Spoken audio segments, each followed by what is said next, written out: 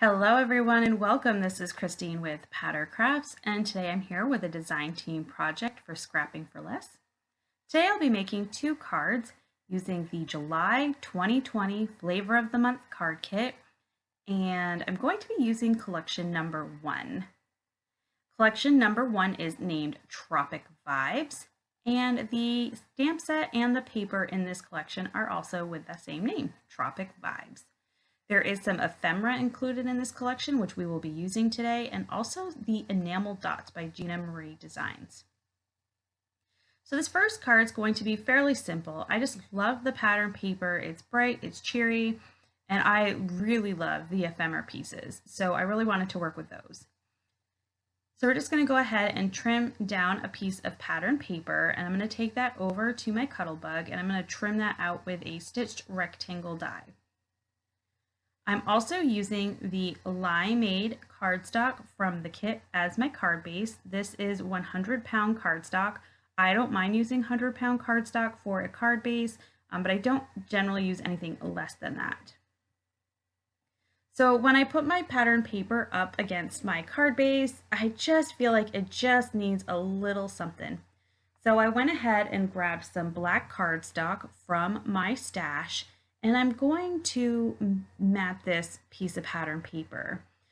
That little bit of black just allows the pattern paper to pop just a little bit with from that Limeade card base. So we will go ahead and adhere that directly on to my card base with just some tape runner. And then we will look at the ephemera pieces. There's so many fun ones. Sometimes I don't know which one to use because I love them all.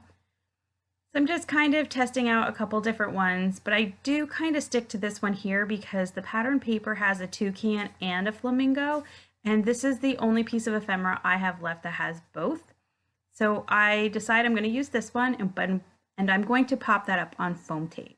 I tend to pop up something on my cards with foam tape, unless the card's getting kind of heavy, or if I'm afraid that I'm going to have to add, extra postage. Generally, everything gets a little bit of foam tape. So to finish off this card, I'm grabbing these enamel dots, and the color I received in my kit are a really pretty pink, and they match obviously the pattern paper and that ephemera piece perfectly. And that finishes off the front, but I am going to work on the inside. So I'm grabbing a white little panel. I pre-cut these out.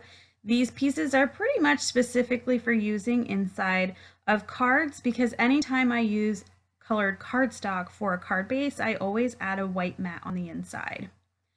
So I am stamping the happy birthday sentiment because I am in need of some birthday cards. So I'm using that, and I'm stamping it just a little bit more to the right so I can add the fun little flamingo with his sunglasses. So I'll go ahead and stamp him right there. There's still plenty of room to write something if I want to, or if it's somebody I'm really close to, sometimes I just sign my name. So we'll go ahead and pop this right there on the inside of the card, and then I'm going to bring in a pink Copic marker, and I'm just adding a little bit of that pink. I did this for the card kit reveal on the card I made with this collection, and I just really loved the effect that it gave on the inside of the card. So that was a lot of fun, and we went ahead and I did that again. So this stamp set has this little flower that has kind of been neglected, and I decided I'm going to make a background panel using that. I believe it's a little hibiscus flower. I could be wrong, but that's what it reminds me of. So I'm going to go ahead and prep up some black cardstock here from my stash because I'm going to do some heat embossing. Now for heat embossing, I just use baby powder and this really inexpensive makeup brush to spread it. That was just from the dollar store. I have had the same bottle of baby powder and this old makeup brush for 6 or 7 years. I'm still using it and it works perfectly for heat embossing. I do not have any anti-static tools or like little embossing bags. Maybe I might purchase those after my powder is all gone, but at this point, that bottle is still going strong, so we're going to keep just using that. So I am using some Simon Says clear, it's like a clear sticky ink. It's just like Versamark, it's just a Simon Says stamp brand. And then I'm also using Simon Says stamp, the fine detail clear embossing powder. So you see it's white here on my black panel, but when I bring in my heat gun, we're going to go ahead and melt that down and you'll see that it'll be clear. So once I think I have all the little flowers down, I am going to go ahead and heat set this.